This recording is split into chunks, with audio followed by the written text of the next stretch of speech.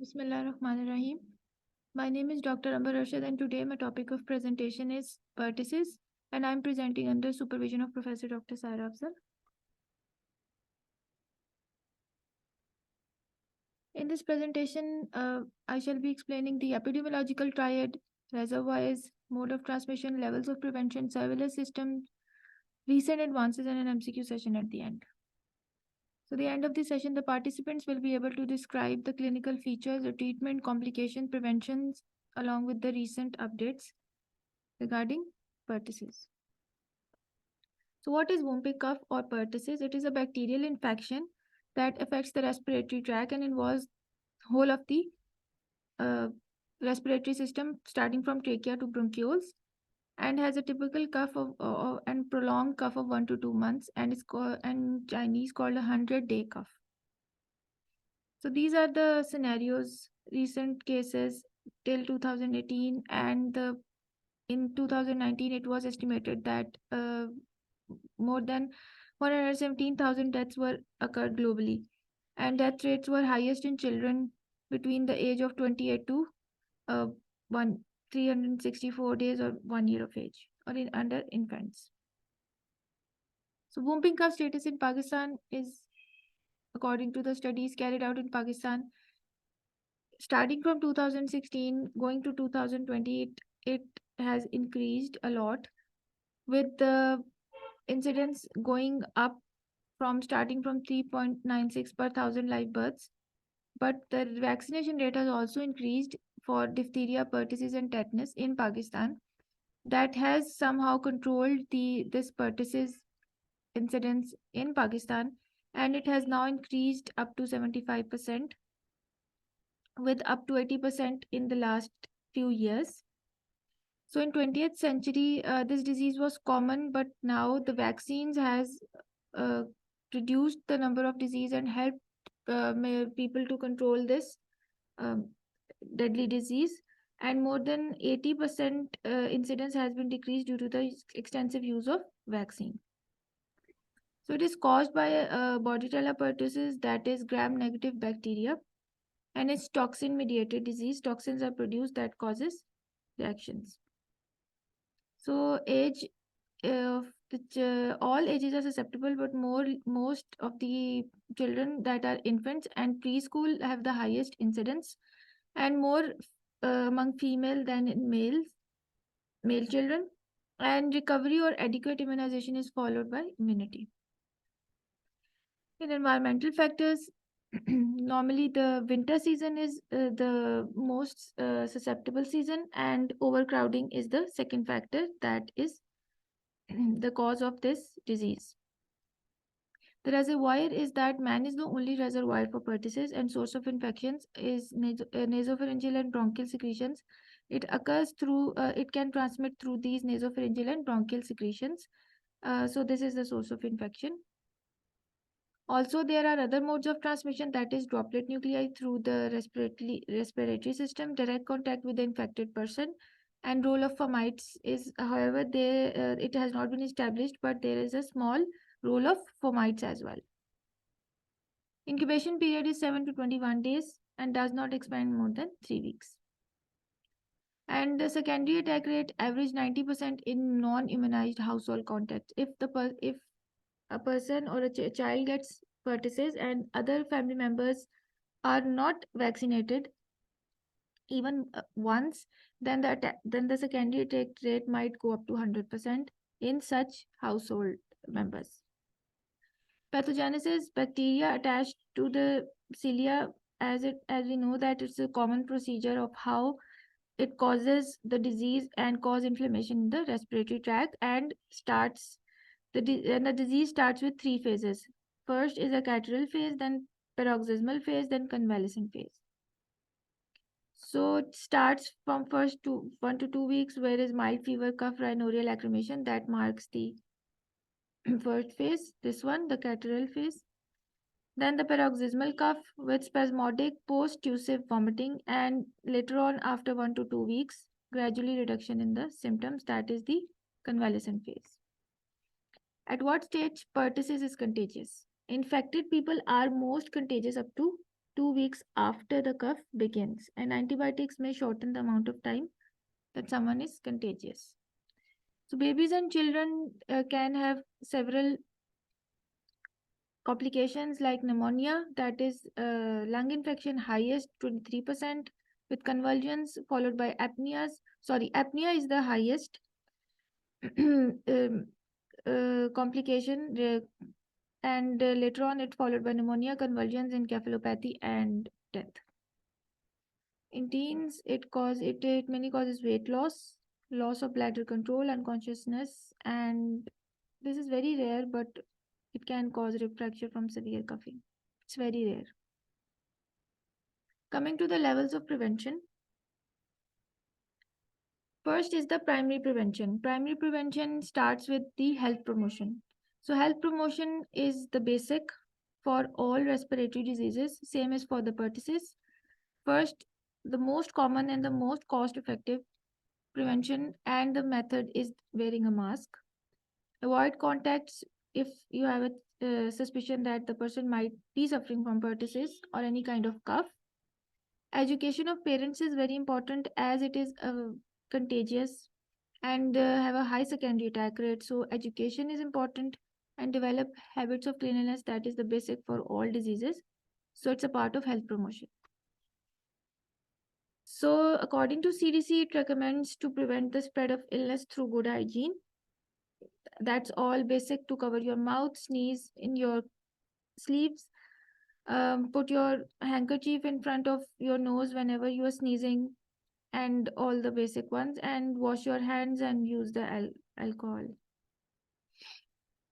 So the important is the pertussis vaccine. So there are two types of pertussis vaccines that help you protect against whooping cough, and it is the DTaP, that is diphtheria, tetanus, pertussis vaccines, and the tetanus, diphtheria, and pertussis Tdap vaccines. The DTaP is a vaccine that helps children younger than age 7 develop immunity to 3 deadly diseases. Tdap is a booster immunization given at 11 at the age of 11 years that offers continued protection from those diseases for adolescents and adults. So the major difference between both the vaccines is that the basic DTaP is for the children 6, it's acellular pertussis. For for the children 6 weeks to 6 years old, and has higher antigen concentration of diphtheria pertussis, and is a part of active immunization. And these are the brands. And Tdap is actually for children 7 to 10 years, and for adults and postpartum women who have not received the previous vaccination. It has a lower concentration of diphtheria pertussis, so it's meant for as a booster. So it has 3 parts: diphtheria toxoid, tetanus toxoid, and an acellular pertussis. So pertussis toxins, filamentous, hemagglutinin, pertactins, and fimri type 2 and 3 are also the part of this acellular pertussis portion of the vaccine. So preferred injection site for this vaccine, the DPT vaccine, is the administered in infants 2 to 6 months, anterolateral aspect of the thigh, and in older children like 4 to 5 years, it's a deltoid muscle. So whooping cough vaccinate to protect. Who needs whooping cough vaccines? High risk groups and almost all age groups, since they are susceptible, so they need vaccinations. But on top priority are pregnant women, infant and young children, and preteens, and followed by adults of all ages. And whooping cough is most deadly for infants, so get vaccinated, get protected, and protect your babies. And people of all ages need whooping cough vaccines. There are different types of vaccines like DTaP, where the acellular pertussis portion is stronger. So these are the age ranges in which we can give these vaccines. The Tdap for pregnant women is between 27 to 36 weeks, and the adults can have it anytime or through their lives. So this is the normal national EPIA program of Pakistan that is being followed. So DPT is given at 6, 10, and 14, and the boosters are given at 24 and 5 years. So do pertussis vaccine protects for a lifetime? So pertussis vaccines are effective but not perfect, and they typically offer good level of protection, but public health experts call this a warning immunity. That might decrease because the immunity might decrease over time. So in general, DTaP vaccines are 80 to 90% effective, and CDC estimates that in the first year after getting the vaccines, it protects 7 out of 10 people who receives it for the adults, and in children it's mostly effective, 80 to 90%. But it is, sorry, waning immunity as it decreases. Last time I pronounced it wrong. Vaccination in pregnancy is also recommended. Vaccination of pregnant women is effective in preventing the disease along with the infants. And national programs may consider vaccines of pregnant women with pertussis containing vaccine as a strategy additional to routine primary infant pertussis vaccination to decrease the mortality and morbidity of pertussis. And breastfeeding is safe after getting the whooping cough vaccine, so this is not also a problem for postpartum when if a mother gets vaccinated in a postpartum period, and a mother can and should get the whooping cough vaccine if she plans to breastfeed. So antenatal vaccines against pertussis induces high antibody concentrations in pregnant women, which are efficiently transferred to the fetus as a part of vertical immunity. And is this also there is an article that highlights the importance for this phenomena, and this strategy is safe with no evident adverse actions in pregnancy. So it is recommended, as I've already told, in 27 to 36 weeks, and IM deltoid muscle is the choice of site of injection. So there is one thing that is still being addressed as no pertussis vaccine available for infants at birth. And there is no pertussis vaccine licensed or recommended for newborns at birth. So important is that by vaccinating the mother with DTaP during pregnancy can protect the child or the infant, encourage people around the infant to be up to date to their pertussis vaccine, and administer childhood DTaP sessions on schedule. So all these strategies can prevent the infant from having the pertussis infection early in the age. So current recommendations, I've already told them. And the coming to the secondary prevention, the early diagnosis and prompt treatment. So diagnosis is through PCR, that is 61 to 94% sensitive, but most preferably culture is recommended. That is traditional reference, and its result sensitivity depends on the duration, at least 2 weeks of symptoms, vaccination, and antibiotics. And serology ELISA is also sensitive, but no specificity is mentioned. So, if the clinical history, signs, and symptoms strongly suggest the disease, then immediate start the treatment. And antibiotics recommended for this disease is erythromycin, clarithromycin, and azithromycins of greater than 1 year, 1 month of age. And for infants less than 1 month of age, azithromycin is preferred. So this is the CDC documents that supports the targeting post-exposure antibiotic use in high risk of for developing severe pertussis, and providing post-exposure prophylaxis to all household contacts of pertussis case is also recommended. That antimicrobial prophylaxis to asymptomatic households within 21 days of onset of cough in the index patient can prevent symptomatic infections. So for the surveillance and reporting system, the trends are like that pertussis surveillance goals are to identify the cases to limit the transmission, identify and prevent the outbreaks, identify contacts of cases and recommend appropriate preventive treatment, and monitor the effectiveness of programs and vaccines. So according to CDC, the clinical criteria for having the when we say that it is diagnosed as the case of pertussis on the basis of clinical criteria, so cough lasting greater than 2 weeks, and paroxysm of cough with inspiratory whoop and post-tussive vomiting are important. With laboratory criteria, isolation of body trial pertussis from the clinical specimen or positive PCR. Epidemiological linkage is when there is contact with the laboratory confirmed case. And so the cases are classified as confirmed probable cases on this criteria mentioned below. So This was a surveillance report that was given in 2019, and it showed that how the different actually it's for US, and it was given by CDC, and these were the total percentages of all the people and all the children that were affected. It's the continued part. It's now time for the recent updates. So this was the recently published article of pertussis in Asia, recent country-specific data and recommendations. So it showed that the pertussis was still having a high incidence rate in Asian countries, especially Pakistan, Bangladesh, and India. And the paper highlighted the importance of increase of pertussis cases in Asian countries.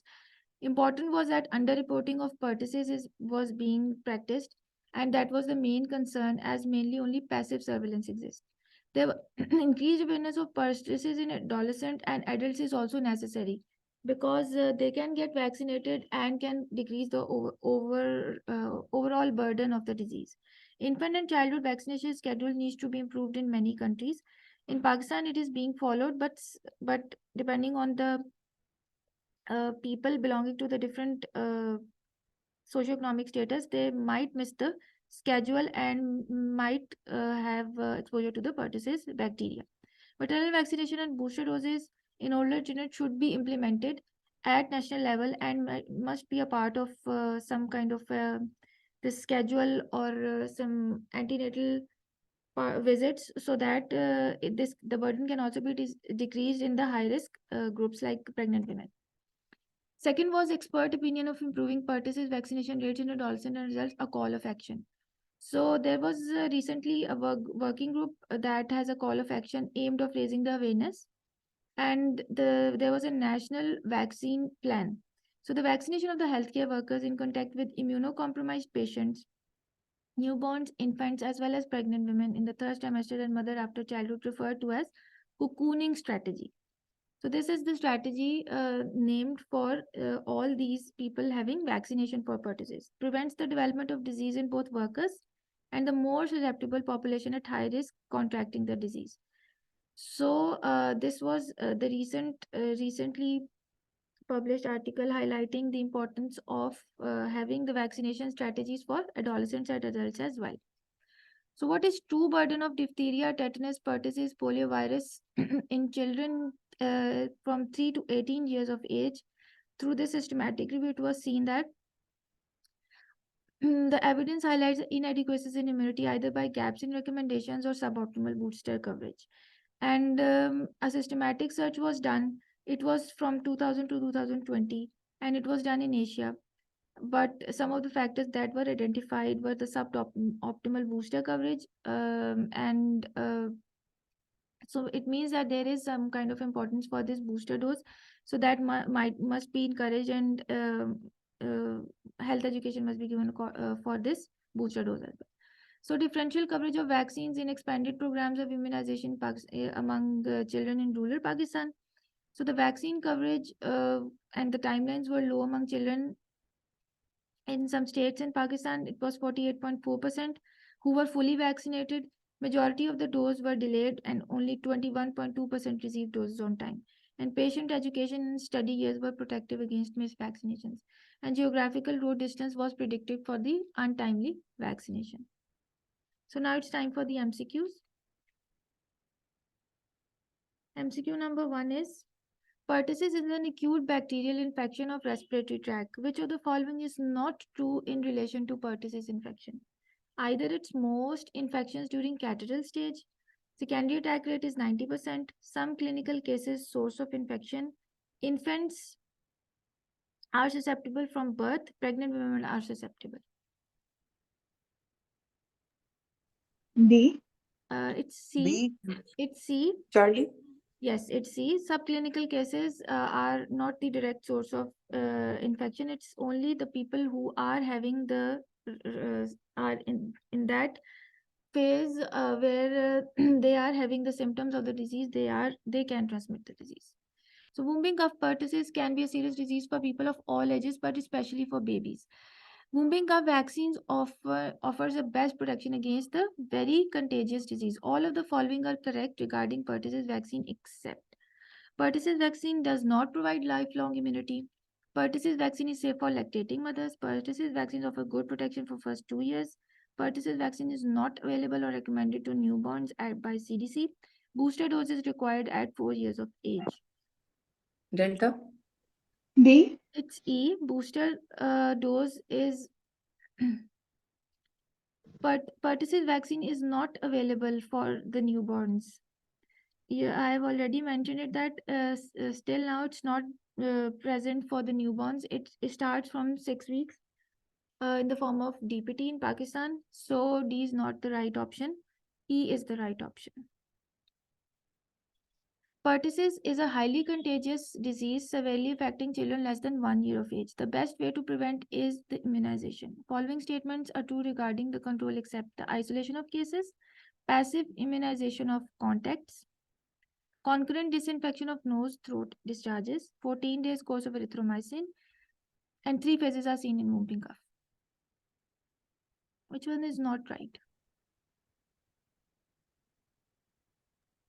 Charlie. E. No, yes, B. This passive immunization is not recommended for the contacts. If there has been any kind of contact or there is a suspicion of contact, then active immunization through the vaccine is recommended, depending on the age. Or if it's a child, then that vaccine would be preferred, and if it's an adult, then the other one would be preferred. An old a 1-month-old baby was brought to emergency department with a complaint of paroxysmal cough for more than 2 weeks.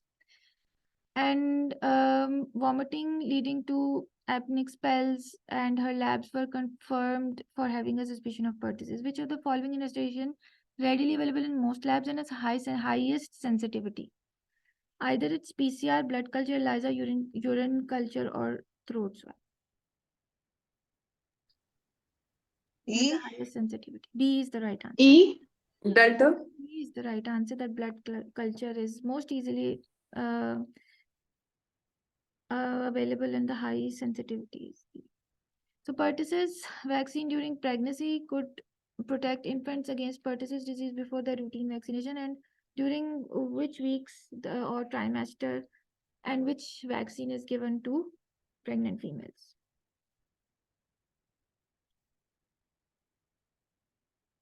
Any idea?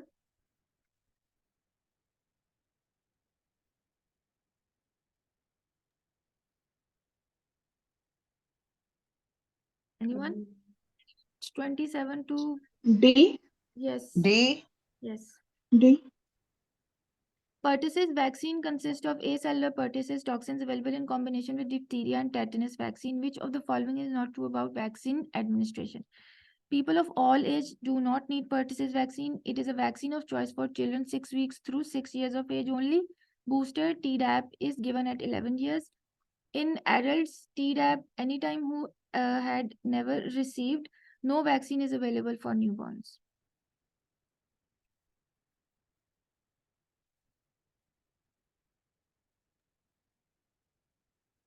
Any idea? C. Delta. Yes, Delta is the right answer. Tdap and DTaP are two kinds of vaccines used today, so both of which are protective against the disease. Which of the following is true regarding their administration? DTaP helps children younger than age 7 develop immunity against diphtheria, tetanus, and whooping cough. DTaP is given to children older than 11 years of age as a booster dose. Any of them can be administered to the child of any age. DTaP is only for pregnant women and adults, and DTaP is only for newborn babies. Any one option that is considered true? B. Yes, B is the right answer. DTaP is given to children older than 11 as a booster, while Tdap is given to children under 6. So, 2-year-old child with a history of contact with pertussis developed bouts of cough, inspiratory whoop, and post-tussive vomiting. Which of the following phase is most contagious? Catarrhal, paroxysmal, post-paroxysmal, incubation, latent. A. Alpha. It's post-paroxysmal stage that is most contagious. Pertussis in infants is often severe, and infants are more likely to have the complications. The most common complication for pertussis that might be related to the pertussis related death is bacterial pneumonia, encephalopathy, epistaxis, syncope, or hypotension. Alpha. Yes, alpha is the right answer. A. Yes, A is the right answer. A 4-year-old child in the family XYZ develops certain symptoms, and doctor has labeled him as confirmed case of pertussis. Now his family members are concerned about catching the same infection, and none of them is vaccinated. What is the estimated secondary attack rate in a non-immunized household context? In this case, A. yes, it's A, but I I think that it might go up to 100% if none of them is vaccinated.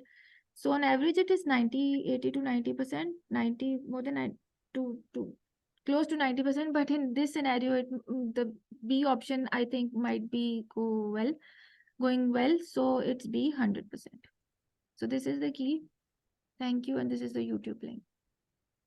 Thank you very much, Dr. Amber. It is wonderful presentation on a very important topic, pertussis, and we all know that it is still rampant in our country. So this is one of a very important topic to cover.